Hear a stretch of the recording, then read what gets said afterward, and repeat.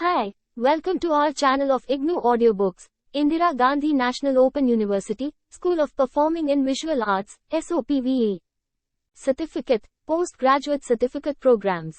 Certificate in Performing Arts Theatre Arts, CPATHA.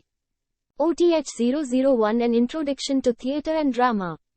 Block-1 Theatre Arts, An Introduction. Unit-1 An Introduction to Theatre and Drama. 1.1 Introduction, Drama, Theatre and Play. This chapter explains the words, drama, theatre, and play, and the contexts in which these words are used. These are the basic terms which constantly appear in our discussion and therefore need to be clearly understood. A preliminary question that is repeated is about the need for the study of theatre arts. Some of the uses of theatre are explained here. We have also a component about some conventions which form the basis for an understanding of theatre activity. Unless these conventions are mutually agreed upon both by the actors and the audience, there is every likelihood of misunderstanding. Some of the major conventions are outlined here. Objectives. As an introduction to the study of theatre arts, the students will be introduced to the basic concepts of theatre. This chapter will also answer a question that is frequently put to candidates studying theatre as a subject. Why theatre? The chapter concludes with some rules of the game to be followed by all the members involved in play production. Theatre, drama and play. There are three words which are frequently used to refer to the activity by actors on the stage. These are drama, theatre, and play. All of those mean almost the same, though the contexts in which these words are used may differ. 1.2 Drama. The word drama may be defined as a composition in prose or verse, presenting in pantomime and dialogue a story involving conflict and usually designed for presentation on the stage. It is derived from a Greek word, drun, meaning to do, to act. Aristotle, the first great Western critic of drama, defined it as imitated human action. This definition suggests that drama mainly depends upon an imitation of human action which consists of conflict.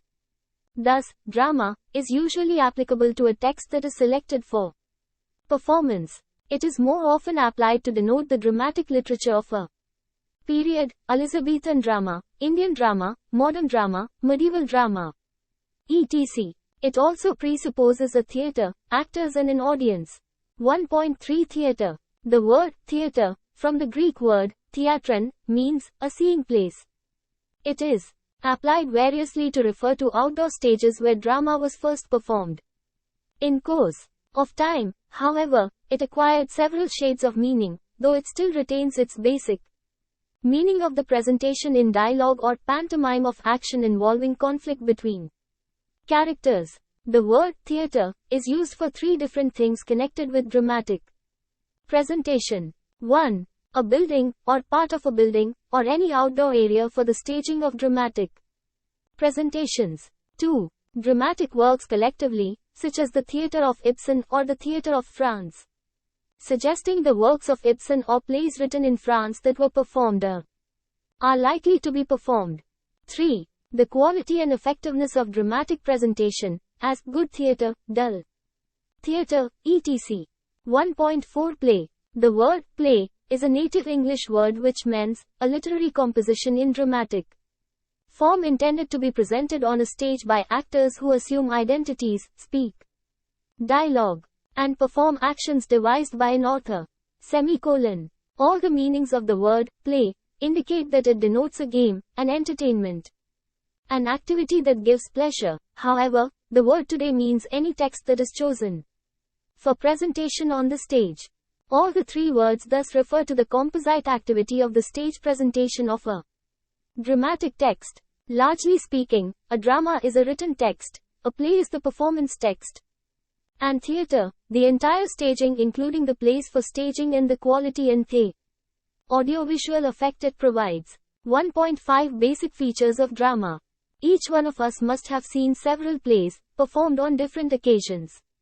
Each one of them is different from the other, but we call all of them dramas or plays. What are the common features in all of them to be labeled as plays? A. In each case, a specific group of people gathered at a specific place to watch an Listen as another smaller group of people pretended to be persons they were not, acting out a story written by yet another person. B. In the above description, you must have recognized the group or groups of people we are referring to. The first group is the audience, the second are the actors, and the third one is the dramatist, who is also known as the playwright. C. We further it that in each play the space occupied by the acting group is more bright, lighter than the area where the spectators sit to watch the play. The lighted area is the stage covered on either side by wings. There is usually a back curtain and a front curtain also, besides the wings. The stage is equipped with articles of furniture, painted frames of canvas and various other articles. D. We also notice that the actors wear clothes different from their usual dress, which disguise their own personalities and which seem to belong to the characters they are representing. 1.6 Why theatre? The uses and functions of theatre. Though some people argue that the study and practice of theatre is for one's own pleasure, there are obvious uses of theatre in the world which will not only benefit the practitioners but also the public that participate in theatre productions. 1. Theatre is cultural heritage. Theatre has a proud heritage, and to know about its 2,500 years long history is to know the cultural heritage of the world. Since theatre deals with human relations as existed in a particular age, and theatre mirrors such relations, and so, to know about theatre history is to know about our heritage, the customs and manners and behavioral patterns of our ancestors. 2. Theatre as a liberal education. Theatre is one place where you can question anything under the sun and discuss the pros and cons of a question. There is nothing that does not come under the scrutiny of the theatre. The relevance or use of war, man-woman relationships, the atrocities of rulers, the uselessness of power and many others have been molded into great plays, which are still popular. 3. Theatre is fine art. Fine art is an art that evokes finer sensibilities among human beings.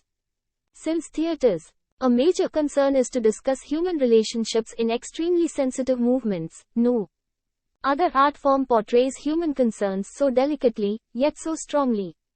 4. Theatre is experience. Theatre is a place where human faults are condemned and human successes are celebrated openly. Fight against mighty forces at all odds and fight against human foibles and social evils are common in theatre. Theatre is a place where, after witnessing a play, one feels greatly relieved or greatly elevated. You are proud of the human race for a protagonist's undaunted struggle against evil forces and laugh at people's idiosyncrasies so that they will mend their ways. As theatre deals with human emotions, it is directly concerned with human beings' inner lives. 5. Intimacy of the theatre experience.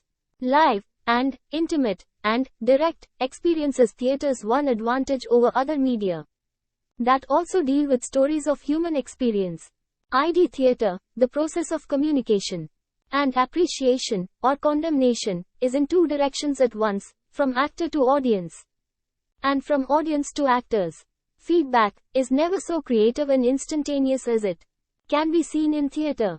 6. Theatre is entertainment. Theatre is perhaps the best place which offers enlightened entertainment. This, in fact, should be the first reason why it lived so long.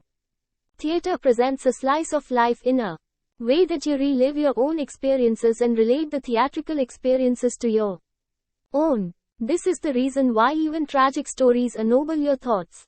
7. Theatre is natural. The roots of all theatre activities lie in imitation, which is common in various degrees of competence in all human beings. A child imitates his or her parents or teachers, thus learning the ways of the world.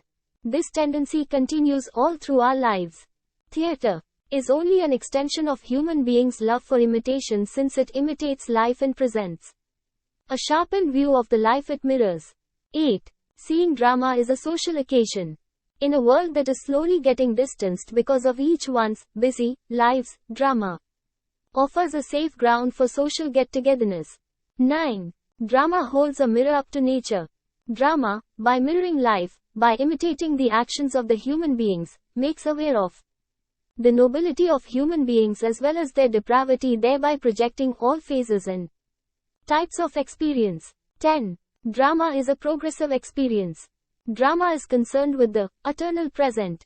It fulfills the exciting expectations in seeing a story enacted by two methods. Firstly, it brings all incidents, past, present and future, into the present, as though these incidents are happening now for the first time before us. Secondly, it builds up the tensions and unties them progressively, so that our sense of expectation is constantly kept active.